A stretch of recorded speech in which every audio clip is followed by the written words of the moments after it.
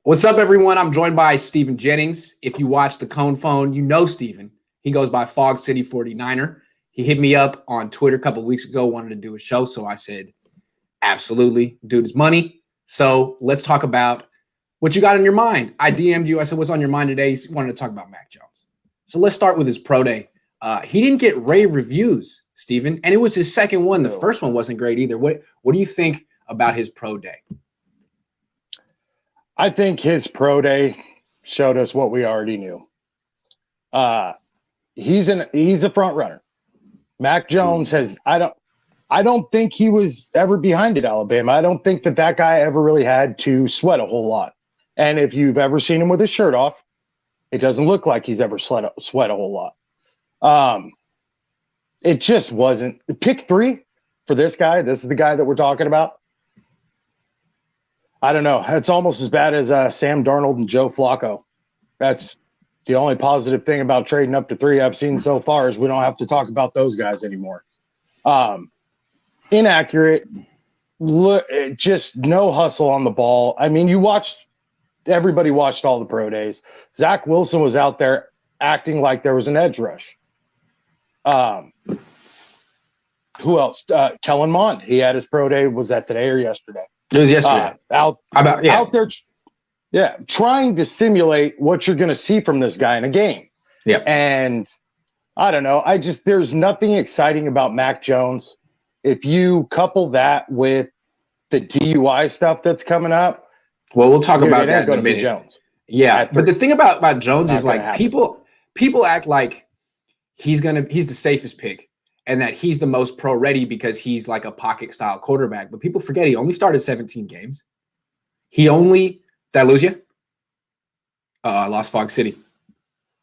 Where did you go? Steven. He had a nice setup too. Look at the background. He's got the hat going. We had a whole show planned, but boom, it ended 2 minutes in. Boom. Well, I'm just going to wait here. He'll come back in. I got to knock him out of the show and just sit here by myself for a while. And then he'll come back. Stuff happens. You know what I'm saying? So I'll just talk for myself. You love this. All right. I'm going to explain this to him when he gets back. But the thing about Mac Jones, he could really, really struggle early on. He only threw 570 passes in college. This is a guy who is probably going to play really poorly early on. Experience matters for quarterbacks. He's back. You there? Yeah, hey, absolutely. Sorry about that.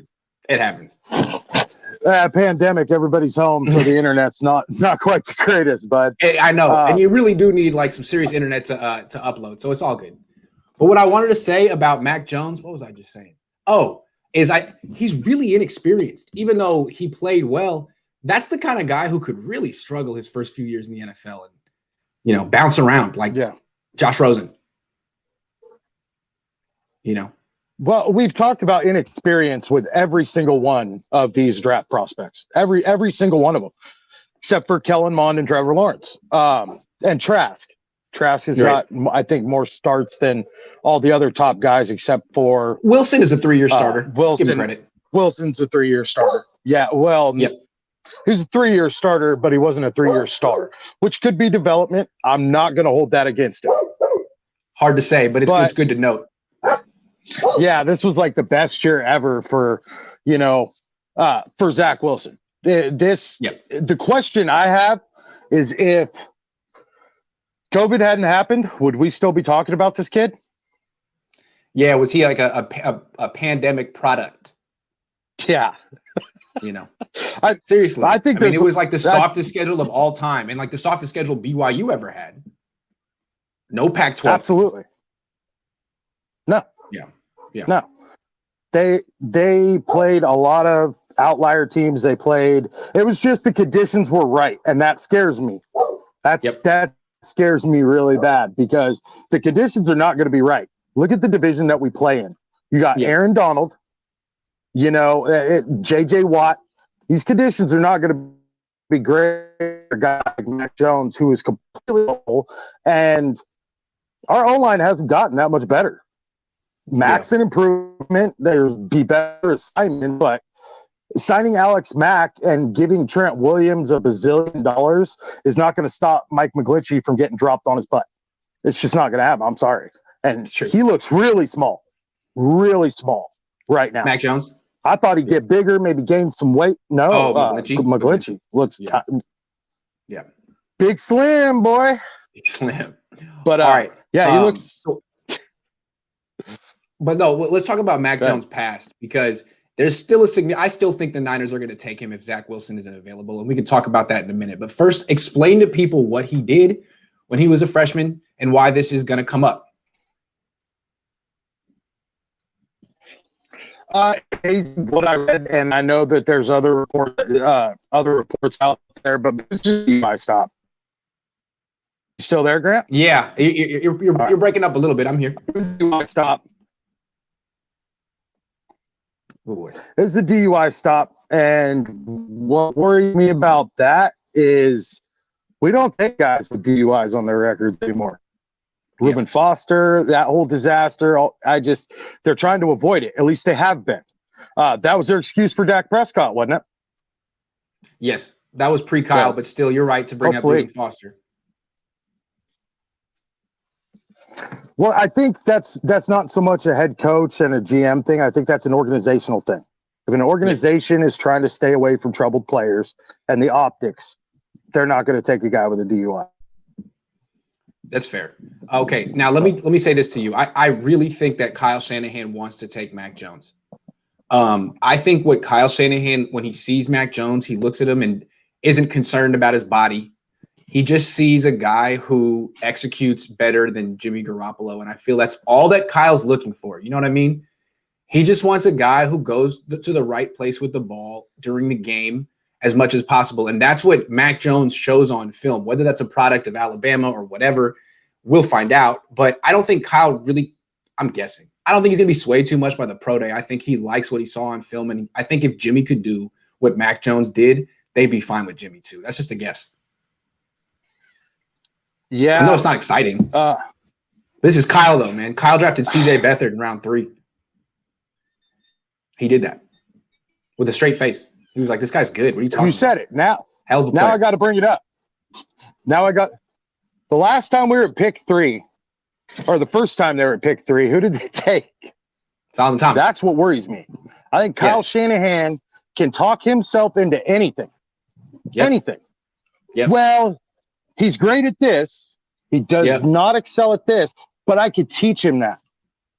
Yes. Well, you couldn't make Solomon Thomas's arms any longer.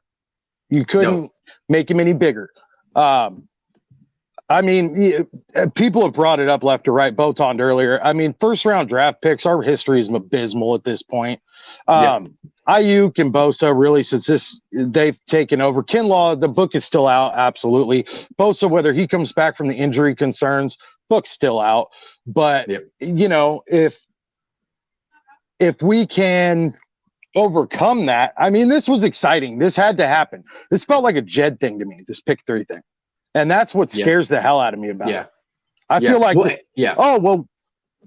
going to go get Deshaun Watson. No, real quick, it just seems to me that, like, if the Niners wanted to go safe at pick 3 and get the best player available, the guy with the least chance to bust, it's Kyle Pitts, which ironically is the player they need the least in the draft. I mean, he plays the position they're strongest at, but still, if we're giving an honest ranking of the players in the draft, he's number 2, right after Trevor Lawrence. Zach Wilson is after him, in my opinion. I think Kyle Pitts is that good. I think he's generational at a tight end. But they've already said they're not going to take a tight end. They've already said they're going to take a quarterback at number 3. So, okay. Not what we're talking about. You don't like Kyle Pitts that much. I can see it on your face.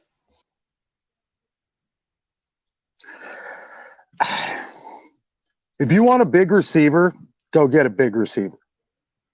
It's that simple. I think Kyle Pitts is terrific. I think that guy is going to be great somewhere. We don't need him. I don't think. I'm not going to argue that Pitts would absolutely be the best player available at 3 for the value. It's something you can justify. Honestly. But I just think that if you want to go. he should be the Jets pick at number 2. I feel if I were advising Joe Douglas and Robert Saleh, I would say, look, if you bring in Zach Wilson, you're going to set him up for failure the same way you did Sam Darnold. Your team sucks. Kyle Pitts can't miss. But I don't know what they're going to do. It just seems like that would be the right pick for them, Pitts. But I don't know. Yeah. It could be quarterback 1, 2, 3, 4, 5 in this draft. It could be. And that's also scary. We're sitting at 3. We're not sitting at 1. Right. And the guys who hit, it seems like, are either top of the board or some guy that came from nowhere. Kellen Mond, say he gets picked at 32 by the Bucks. That's the rumor going around that they're really into him. To sit on the bench, that's what Chris Sims and them were talking about, that Bruce Arians has said there's a possibility they take the guy of the future. Let's talk about that right now, then. What is Chris saying about Kellen Mond? Tell me about this. Nothing but fantastic things. Mm-hmm. He's still iffy on Justin Fields, the throw in motion, which threw a lot of people off. A lot of people, were stunned by his Justin Fields assessment. I could see some of the validity to it. Kellen Mond, on the other hand, that guy gets a gleaming smile every time his name is brought up. He just cannot say enough. He's got overcome adversity. He's lost all of his wide receivers this last year, still only lost 1 game. Had no run game and had very little protection. If it wasn't for Kellen Mond and some of those Jesus balls, where it suddenly goes from his hand to somebody else's hands and Jesus must have put it there. Yeah. If it wasn't for some of those, they would have gone down in flames, man. He carried that team. And I'm a big Kellen Mond guy. I really like him, but not at 3. Right. No one would think. I mean, unless the media just doesn't get what's happening in the draft and the entire NFL has a secret that Kellen Mond is a consensus top 5 pick. I don't see that happening. The media isn't that clueless. Nope. It's not that.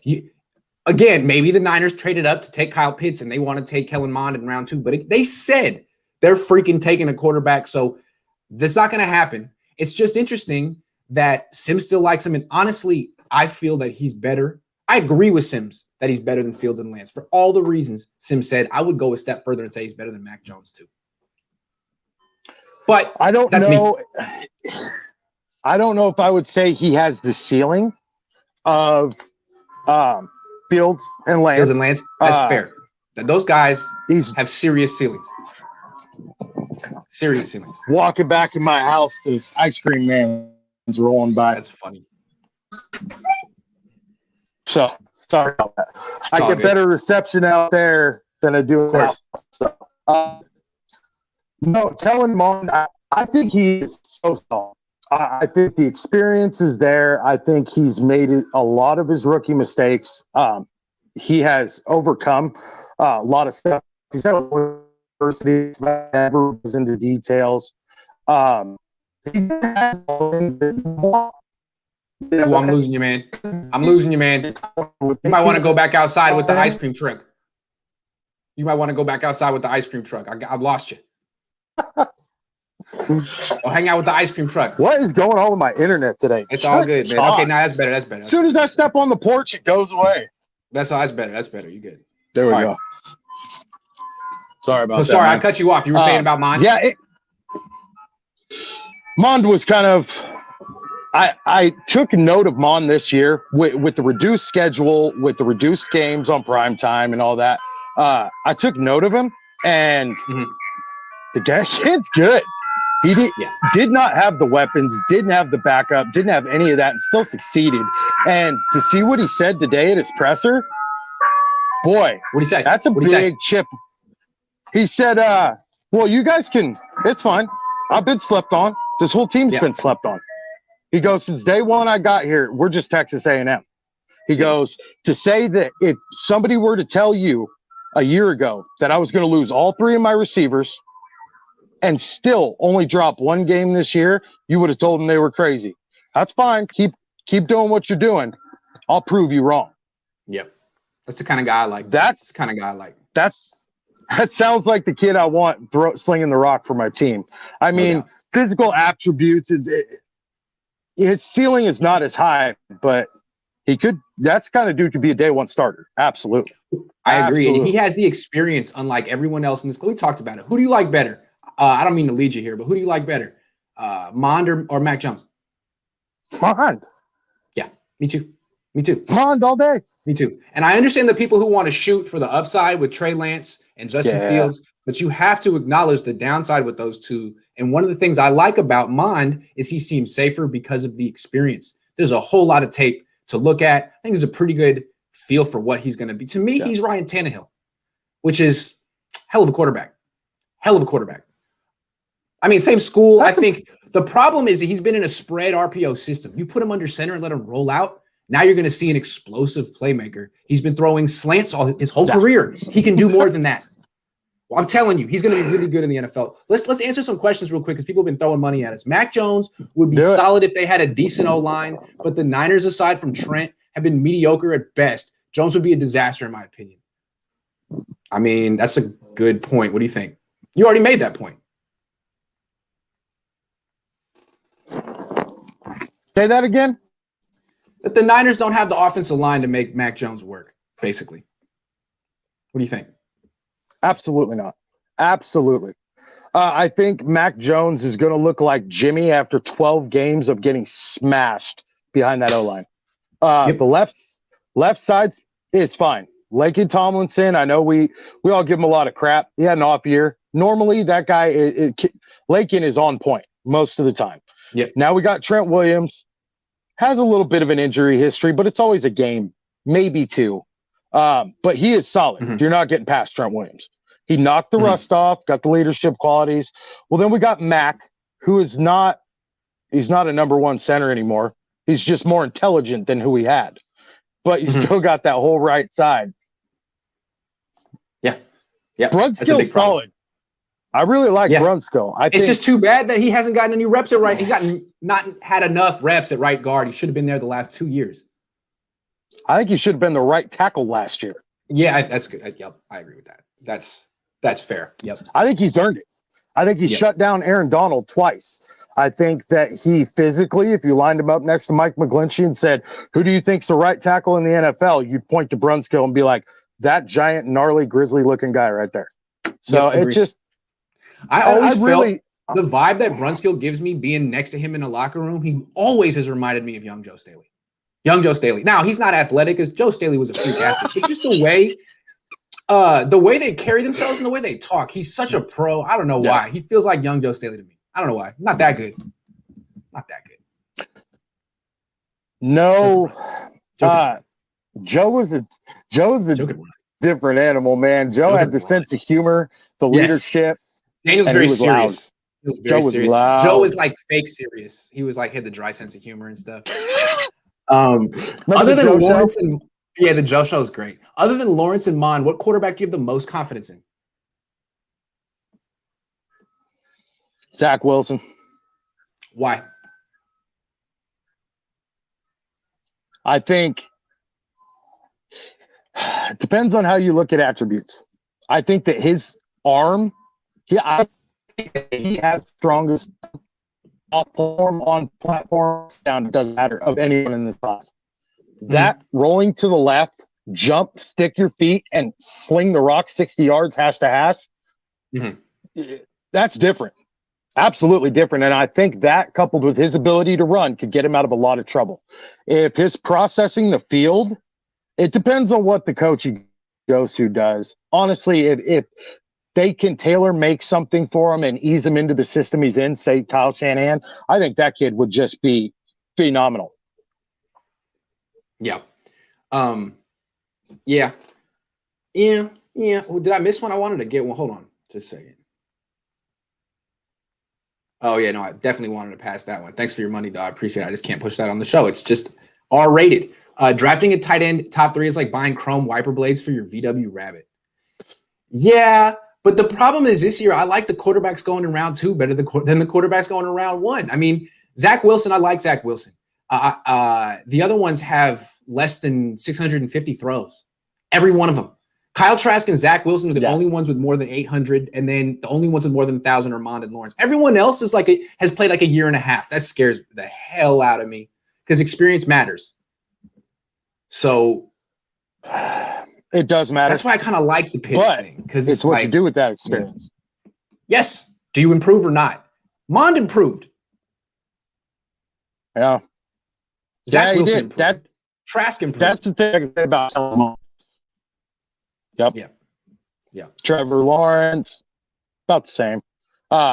Justin Fields. The thing with me and Justin Fields is just, we'll get to that in a minute. I want to jump the gun, but his personality and what I've learned about him is outstanding. So yeah, that's what I've heard as well. The offseason clouds judgment. It's Fields if he's available. The OSU argument is irrelevant. Many schools don't produce good quarterbacks. Manziel came from the same school as Mond. Raymond, we're going to talk. Let's talk about him right now. What do you think of Justin Fields? What do I think of Justin Fields? I think that kid is extremely talented. Mm-hmm. I think that his dad drilled from a family. His dad is at Eastern Kentucky. Don't kill me if I get it wrong, comment section. But yeah, he was Eastern Kentucky. Almost went pro, and then he became an Atlanta police officer. His mom's a lawyer. His mom is a huge executive, and his dad held him to a very high standard.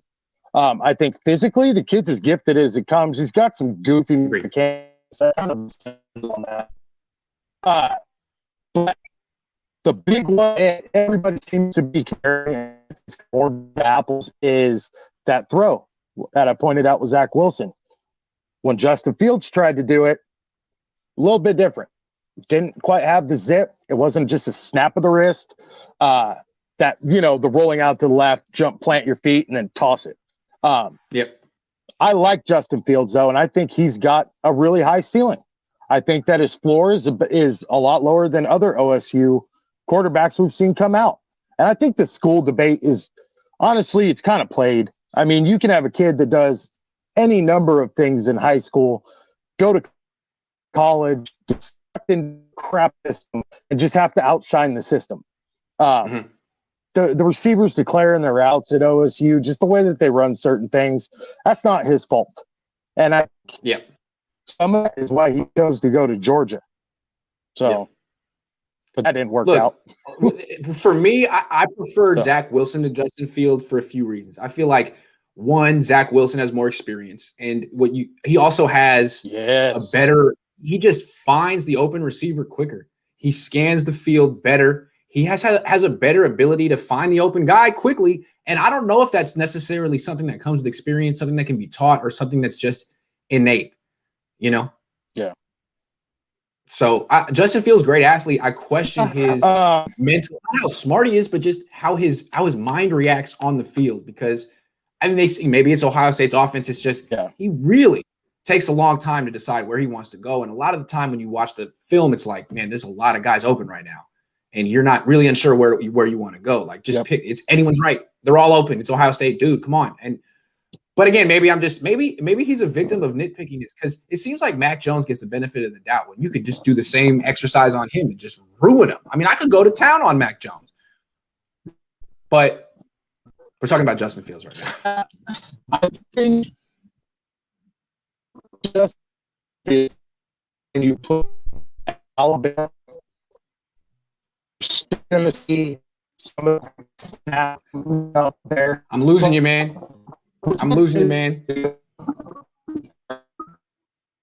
Uh-oh. Hold on. Okay.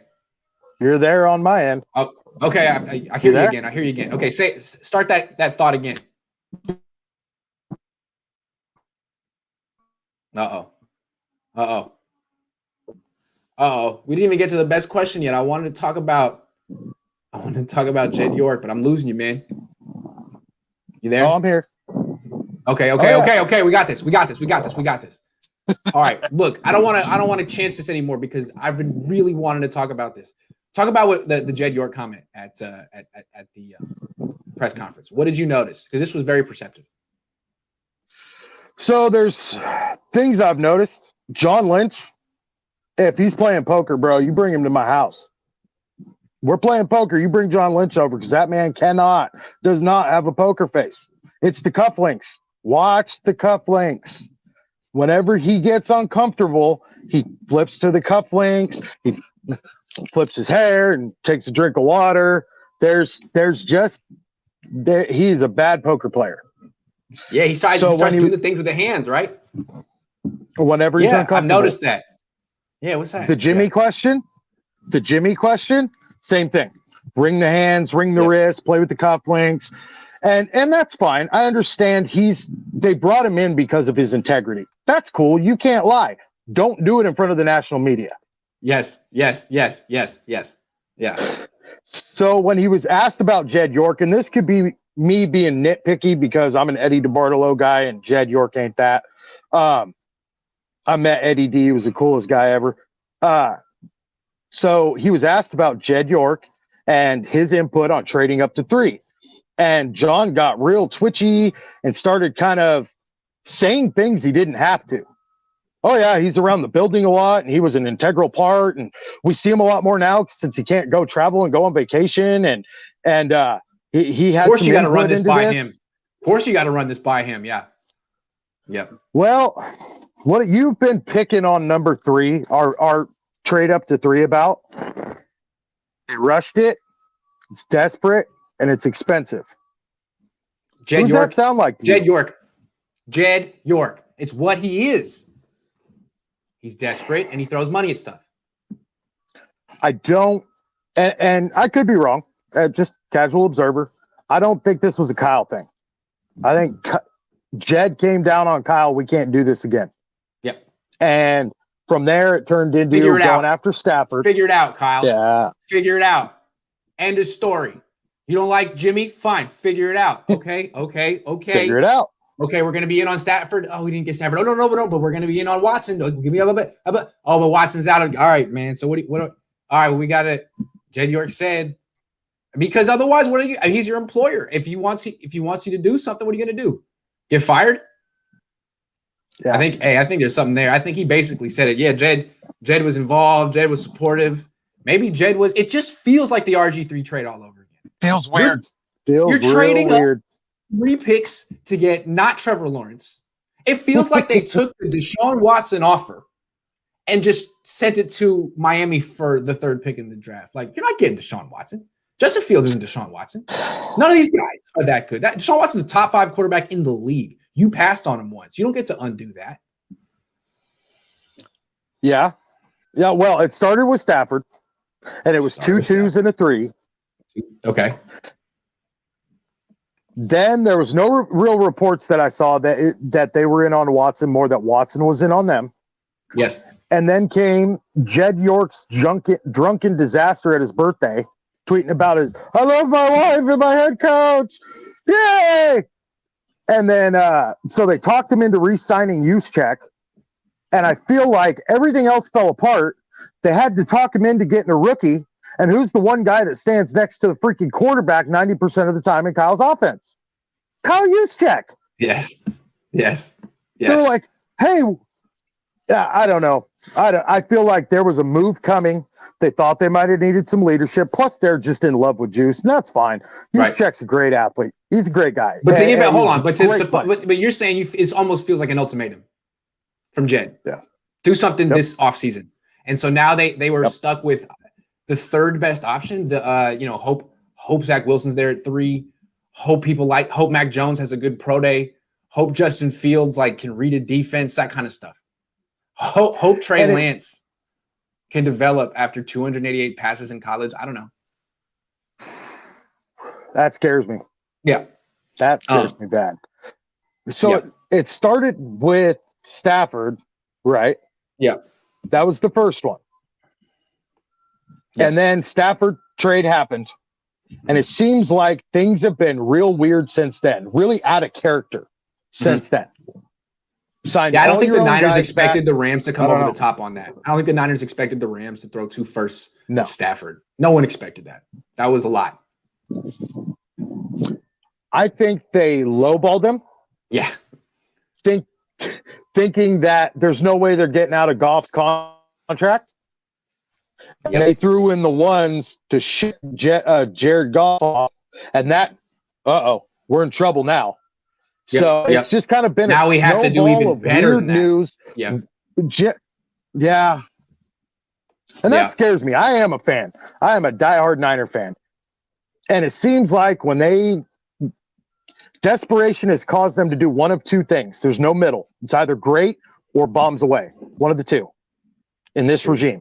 Every time. It's true, because they were desperate in 2019 coming off either. Yeah, it's true. That's true. That's a good point. Yep. That's a good point. Emmanuel Sanders was something we normally wouldn't have seen them do. D Ford, Quan Alexander. You know, it just suddenly the wheels were turning and things had to happen immediately. Yeah. Yeah. What do you got? The best part of all this, a quarterback on a rookie contract for the next 4 years. They need a new right tackle, or it doesn't matter who is under center. Agree with the second part, agree with the first part, but if the quarterback's a lemon, it doesn't matter that he's cheap. I mean, look at Miami right now. Look at Miami. Would you want to be in Miami's shoes? It's a good team, but they got Tua. How do you feel about that? I'm going to rebut you on that one. Okay. With a rookie quarterback and all the money you save, we could be 2019 again. It's true. Mediocre quarterback, fantastic surrounding cast with excellent depth. Good point. Because Jimmy wasn't super expensive back then, and this guy will be even cheaper than Jimmy was. No. Yep. Yeah. The savings, having those locked in, that alone, I think that's the biggest thing for me. Is if we do go out and get a rookie, I mean, that is a scary proposition. But if we get the right rookie, that wage scale helps us immensely. It's the whole year 3 formula. Rookie quarterback, build your team with what you save, build it up by year 3. Right. So right. Yeah. Do you think the Niners got better or worse in free agency? Worse. Why? How could we have gotten better? You added Alex Mack, which is fantastic. You signed Samson Ebukam, which was the best move of the offseason, in my opinion. Yep. The best move. Absolute stud. After that, you signed all the same guys you had on the most injured team in the NFL. Yes. Most injured team in the NFL. Yep. You convinced yourself you're going to make a run this year with Jimmy. So you brought back all the same guys. I get that. But wouldn't it have helped you to bring in some depth? And I just don't understand. You know, and I love these guys. They're my guys. I'm a Niner fan. I just saw this as the cheapest free agency period of all time. Guys were not getting – look at what Jason Verrett signed for. That was the other best signing of the offseason with Jason Verrett. Jason Verrett was fantastic. But when he signed for that, I felt like dominoes for DBs all over, especially the NFC, dropped. And you knew you weren't getting huge amount of money unless you were an X factor. And I saw that as an opportunity for us to go out and get not even younger, but less injured players. Yes. We have a problem on this team. Yes. Kyle sees what I feel like he sees what he wants to see. He sees the ability. He sees how he can use them in his offense or his defense. And he talks that into his head. Well, yeah, he sees that to the point that it puts the blinders onto everything else. He's a racehorse. Yeah. He's a racehorse. He's seen enough. He's not going to look at the total picture. He just likes these 2 details in it, and that makes it great. Yeah. Yep. Shanahan is great play caller. Great, play designer. He's one of the best OCs in the league. But you're not checking the map, make sure the ship doesn't run into a rock. You're steering the ship. Yeah. You don't need to be looking at your playbooks and thinking about how guys can fit. You need to be looking at the downside and trying to improve, constantly improve. If you're not getting better, you are getting worse. Right. And the Niners have been kind of playing like standing pat for 2 years. For 2 years, we've dealt with the same injuries from the same guys. And who knows? Last year was coming. It was coming. Yeah, 2019. It was impressive. We still had injuries, but it's impressive the way we got through it. And then you decided with a whole bunch of seventh most cap space in the NFL and the cheapest free agency of all time to say exactly the same. I don't know. Yeah. Doesn't make sense. Yeah, it doesn't make sense to me either. No. Here's the thing: at the end of the season press conference in January, I asked John Lynch and Kyle Shanahan, like, I understand you guys keep saying that injuries were the biggest factor in the season and that injuries were the issue, that the main reason you weren't good. I don't dispute that, but what is your solution? How are you going to figure out a way to make sure this doesn't happen again? And he looked at me and said, Grant, that's a really good question. We don't have the answer to that, but I promise you, that is what we're going to be working on this offseason, what we're going to be talking about. We're going to come to a solution. So the solution was to run it back.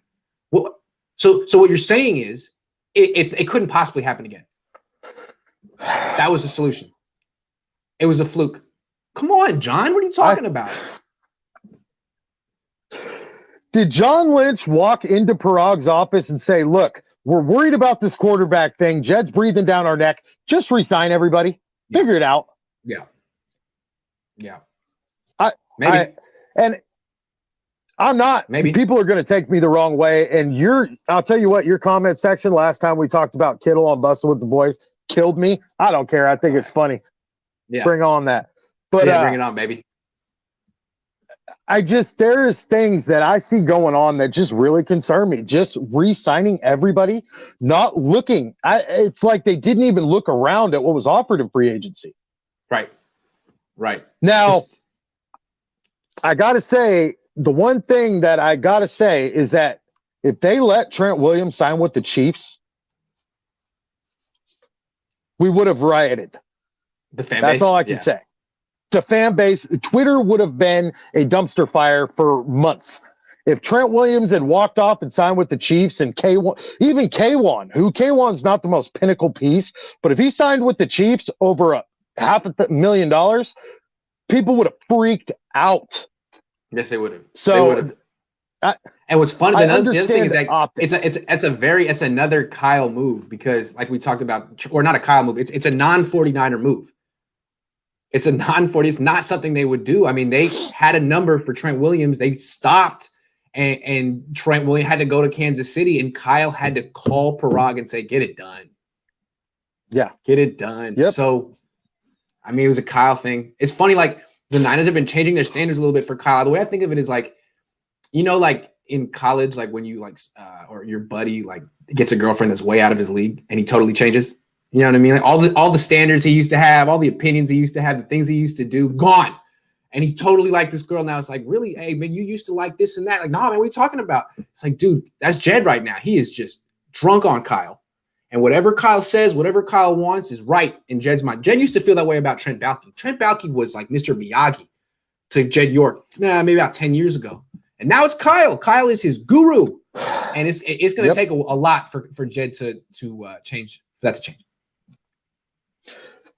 Well, is it Kyle or is it John? John was the one at his birthday getting drunk with him.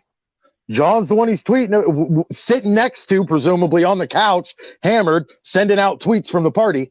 Kyle's at home with his wife.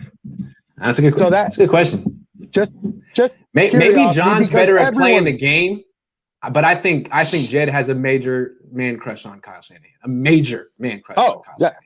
And maybe Shanahan plays hard to get, and that's part of the reason why. Maybe he brought Lynch in to insulate himself from Jed York so he can focus on football. That's your job, John.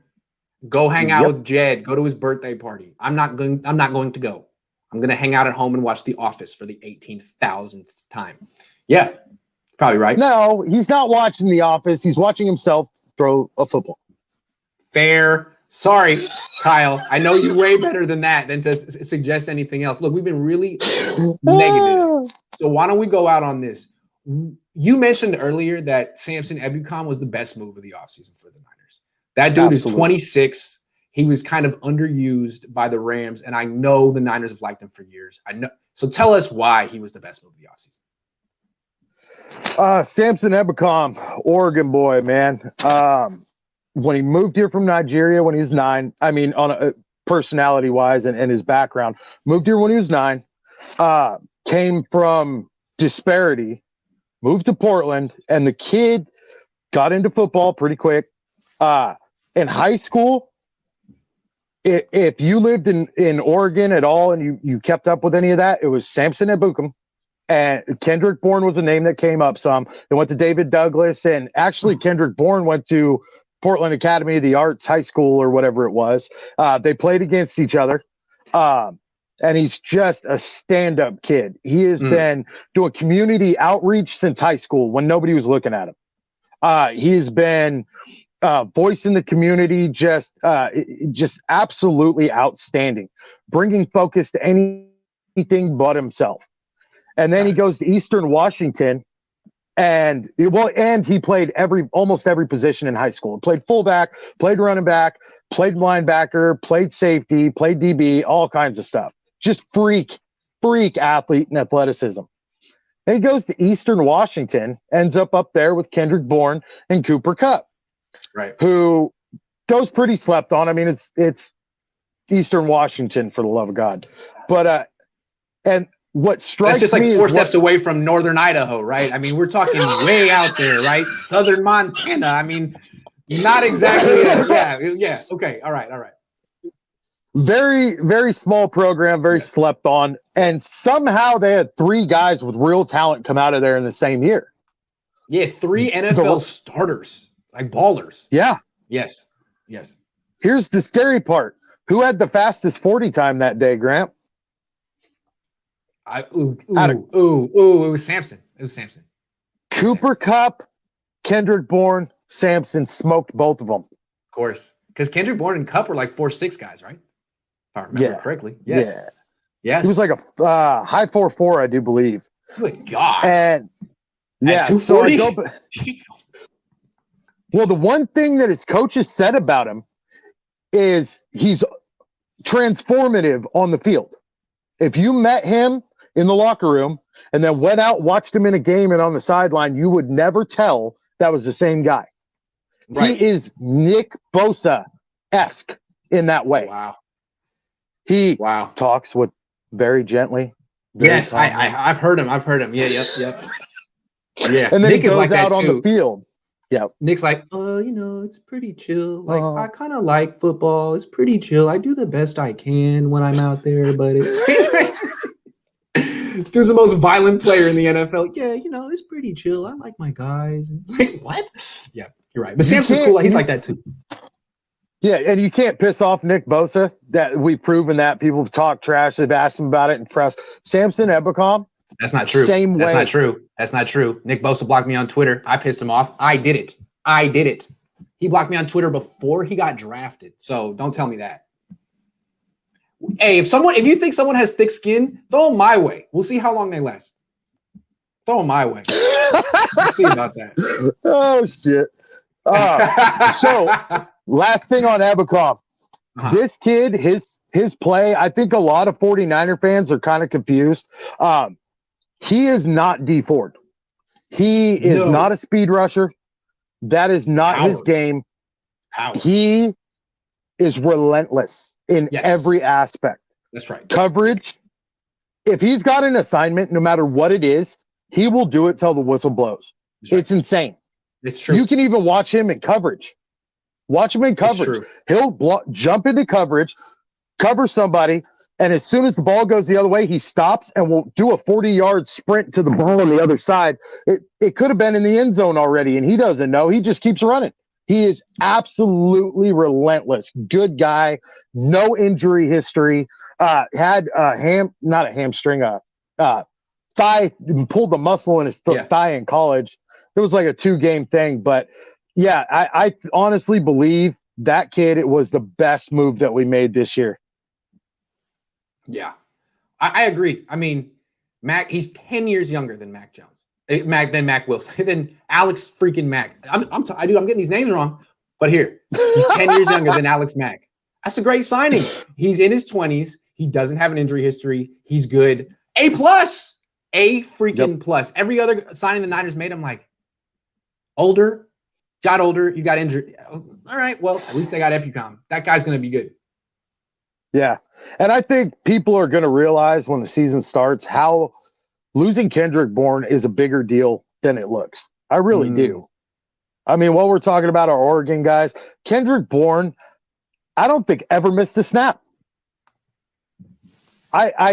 When everybody else went down, he had that COVID negative test this year, but that's count. it. But that's it, yeah. Yeah. When everybody else went down, and that's the thing I think people sleep on. Debo's got injury history. Ayuk has injury history. Travis Benjamin's got injury history. I think Juwan Jennings had some injury in college. We don't have a Jalen Hurd, whoever the hell that is. We have not had a wide receiver in that room without an injury history at all. You know, older guys, you expect that. Vets, Emmanuel Sanders, when he was there, but he took almost every snap. So River Craycraft, is that the guy we're depending on to be our backbone when everybody else goes down? I don't see it, man. Right. It's like the Niners act like that he was a luxury. They don't need him. They already have Debo Samuel and Brandon Ayuk. How many snaps did Debo Samuel and Brandon Ayuk play together last year? How often were they both healthy at the same time? Like for like a minute and a half, maybe 2 minutes, 3.5.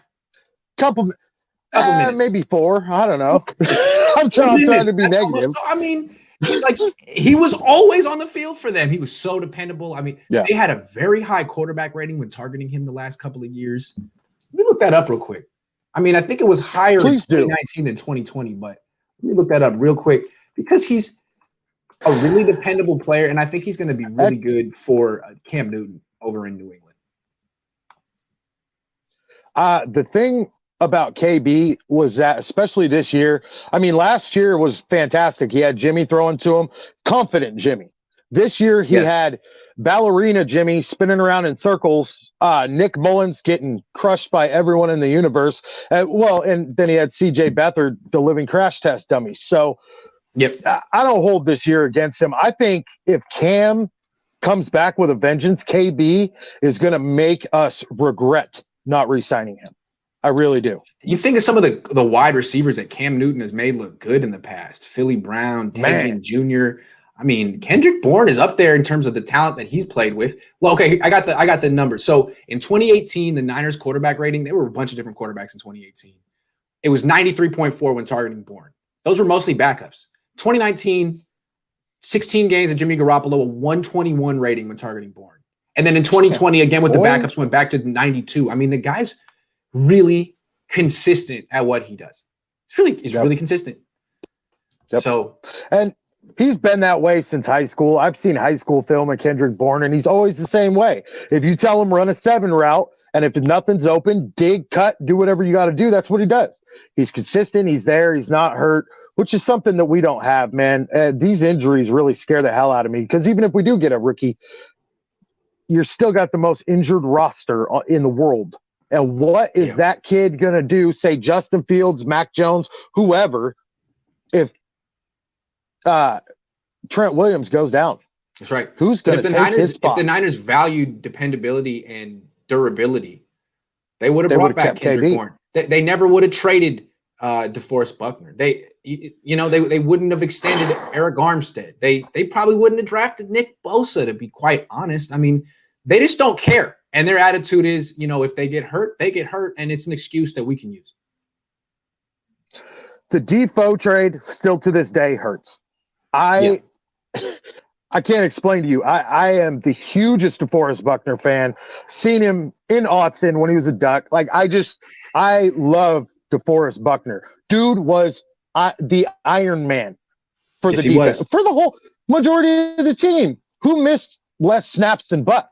Who was there more than Buck? Who consistently did their job better than Buck? Well, now we could say maybe Fred Warner, and they still haven't re-signed him. Yep.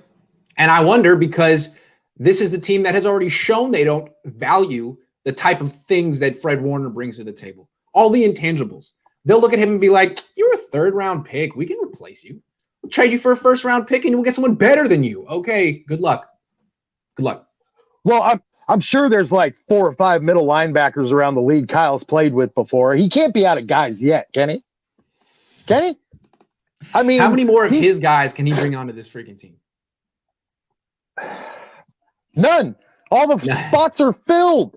I mean, I just it's uncanny, man. Every time something comes open, like I was saying, Kittle on Bussin' with the boys, they were talking about how the Texans cut their center. He goes, "Oh, he's a center, really?" You know, he got all interested. That doesn't mean anything. Just kind of caught my eye, and then I'm laughing because I'm like, dude, Alex Mack is going to be the guy. There's no doubt. Worst kept secret in the NFL. I just feel like Kyle knows like a certain amount of players in the NFL, and he's not comfortable coaching players he doesn't really know. Maybe he's not that personable. Maybe he needs to learn more icebreakers, like, hey, what's your favorite ice cream? Or what kind of music do you listen to? Like little conversation starters. Hey, try looking a guy in the eye when you talk to him. Kyle, don't, talk out of the side of your mouth. Little things like that. You know what I'm saying? I think he's just intimidated by people he hasn't known for 10 years. Or not intimidated, or I don't know what it is. You know what I'm saying? He doesn't seem like the kind of person who likes new people. Let's put it that way. Is the turnover rate of players leaving and the amount of guys we get from the draft close? Because pretty soon you're going to have guys retiring to go like collect their Social Security, some of these old guys he's brought in, and he's not drafting enough people to make up for it. I know. Yeah. It's just unreal. It's just unreal. I don't understand where Kyle gets the notion you can build teams simply because you know a guy. Jordan Reed, that was the biggest mistake of last year. I'm sorry. Everybody rants and raves about Jordan Reed. That guy's a clown. I thought I've never met him. They never made him available to the media. I let maybe once or twice, but I saw the way he acted on the field. I saw a guy who should have retired 3-4 years ago, who didn't have it anymore. Good hand-eye coordination, but really slow, and almost looked like he was protecting himself on the field, like knew one more big hit would be seriously damaging to him. And so while he was going out there and running the wrong route and protecting himself, he had the nerve to show up his teammates and quarterbacks. It's like, dude, why don't you just go retire because you suck? That's what I thought of him. I wasn't impressed with Jordan Reed. Who are you to throw your helmet? Who are you?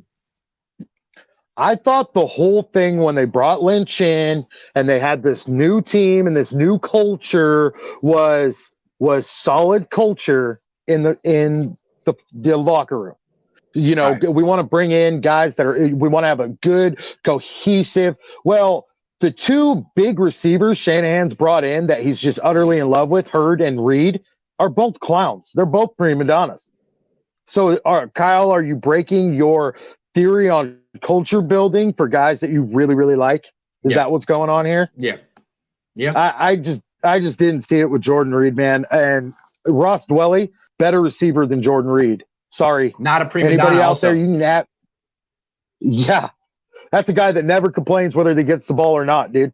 I'm really high on Ross Dwelley. Plus, I am too. He partied with my cousin at San Diego State. So, dude, I still feel if the Niners had gotten Tom Brady, that Tom Brady would have turned Ross Dwelley into a legit star. That's the kind of guy Tom Brady couldn't stop throwing to, because Ross Dwelley will never drop the ball, ever. And he'll always be open. Always. So, pretty good player. If you look at the guys Tom Brady's brought in around him, they are guys that he trusts not to drop the damn ball. That's right. And that's what Ross Dwelley does. He has never dropped a damn pass in the NFL. Not ever. Ever, never, never. That's what he does. Not that I could think of. There was one that was kind of a deflect off a collision as he was trying to catch the ball I can think of. But and I got to say, I appreciate that clip. You keep, or I don't know if it's you, somebody keeps putting that clip of him just smashing into Donald at 90 miles an hour on Twitter. And I love That's a big boy block. I love it. To win the game, I think I was like 4th down with like 30 seconds left in the game. That was dope. I love that. Because he's all effort with blocking. He's not particularly a good blocker. He's built like a wide receiver, but he definitely gives effort. Yeah. That. Oh, definitely, man. And the thing I like about Jordan Reed is these UDFA guys. I think that Shanahan needs to get a damn grip and really start looking at this undrafted class, because, and I don't know if it's Shanahan necessarily, so I shouldn't say that, but whoever is picking on these UDFAs, good job. It's good. It's really good. It's better than our drafting half the time. That's where we need to focus up, man. And everybody's saying running back in the draft. Nah. Something. I mean, there's got to be some way entirely out of the draft. Funny, trade Deontay Johnson for like 3 undrafted free agents. yes. You know? Exactly. Oh, Sean man. says he thinks Saleh gave Kyle intel and we're getting Zach. I mean, if they didn't and they traded up for not Zach Wilson, I'm just kind of confused as like, you really like Mac Jones 500 passes that much? You like Justin Fields 600 passes that much? That's a lot. Wow. Okay. But I don't know if Robert Saleh would do it like that. Maybe Robert Saleh would get, I don't know if he has that kind of freedom in New York. I don't know. Frank says, step back. Robert. Go ahead. I know Robert Saleh has said a million times over that Kyle Shanahan is solely responsible for him and wherever he's gotten in the NFL. Mm. Wherever he got from when he came from Seattle, whatever opportunities he's had, he said that it's because of Kyle Shanahan, because Kyle believed in him. Now, I don't know, man. Kyle's pretty slick sometimes, so you never know. If Saleh did tell him that, and we're getting Zach Wilson, yeah, I'm good with it. I'm good with it. Yep. So it could be. I mean, or Kyle really likes Mac Jones, and he was just hoping that Robert Saleh didn't take Mac Jones. And once he heard that, he's like, "All right, great, taking Mac." Yeah. Oh yeah. Yeah. I don't know. Yeah. Who else could they take with 2 though that would be plausible and that you could justify? Fields' stock went up yesterday because he threw that one pass while rolling left. It was amazing. If they take Fields, I'd be surprised. I mean, if you put apples to apples and look at the same passes, Fields is great. Don't get me wrong. I do like Justin Fields at 3. I think that he's got the highest upside and maybe the most medium floor. You know what I mean? He could be a bust, but comes from a family of athletes. His dad was a player. Dad almost won in the NFL. Like that tells me something. He's got the background. He's got the head for it. So, but Zach Wilson, the way I don't know if you watched that throw, but it was great. The spiral and the flip off his wrist when he hit that shot rolling to the left was unreal. Yes. Unfreaking real. Yes. Dime in a really bucket, nice. man. It was super nice. Dime in a bucket. Nice. Before we go, real quick, Frank says, step back and look at the options the Niners had before the offseason at quarterback. What they have wound up with is the best of those options, rookie contract. Did you have to trade up? Yeah. We'll see. We'll see if they had to trade up and if it was worth it. This guy's going to have to be better than good. Better than good. So we'll see. It's on Kyle. Yeah, well, and the possibility still exists. 3-2 for a player in 3rd and 2022 or 2020. So you know what I'm saying? Something like that. Yeah. That possibility does exist. Yeah. You tell him, man. Sorry, yelling at my daughter. That's all good. Hey, no, we're running up on an hour. I think we had a great show. You should probably go and see what she needs.